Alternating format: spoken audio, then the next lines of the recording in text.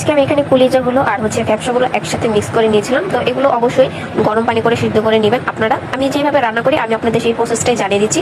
আর এখানে সিদ্ধ করার পর হালকা কিছুটা তারপর হচ্ছে এখানে আপনারা পিচ পিচ করে নেবেন, যে যতটুকু অনুযায়ী খেতে পছন্দ করেন সে অতটুকু অনুযায়ী কেটে নেবেন। তবে এগুলো কেটে নেওয়া শেষ, আমি অফ ক্যামেরা এগুলো সিদ্ধ করে নিয়েছিলাম। আমি ক্লিন করে এখানে হচ্ছে আমি পেঁয়াজটা কষাই নিয়ে এগুলো দিয়ে দিয়েছিলাম। দেখতে পাচ্ছেন সিদ্ধ করে নিয়েছিলাম দেখে কালারটা কিরকম একটু কালো কালো দেখা যাচ্ছে। আর এগুলো কিন্তু সিদ্ধ করে না নিলে এগুলোর ভিতরে যে রক্তগুলো জমাট হয়ে থাকে তাহলে কিন্তু এগুলো রক্তগুলো বের হয় না, ওই রক্তের সাথে খেলে অনেকটাই সমস্যা হতে পারে। এই জন্য আমি হচ্ছে এগুলো একটু সিদ্ধ করে নিয়েছিলাম, আপনারাও ট্রাই করবেন সিদ্ধ করে ক্লিন করার জন্য।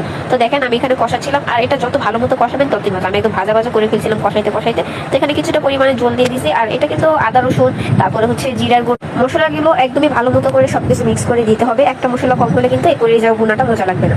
আর আপনারা চাইলে এটার সাথে আলু অ্যাড করতে পারেন, কিন্তু আমি এটার সাথে আলু অ্যাড করবো না, আমি এটাকে আজকে একদম ভাজা ভাজা করে ভুনা করবো। তো দেখেন আমি কিন্তু যে সিদ্ধ করে নিয়েছিলাম যার কারণে আমার আজকে বেশিক্ষণ রান্না করতে হবে না, এটা এমনিতেই তাড়াতাড়ি হয়ে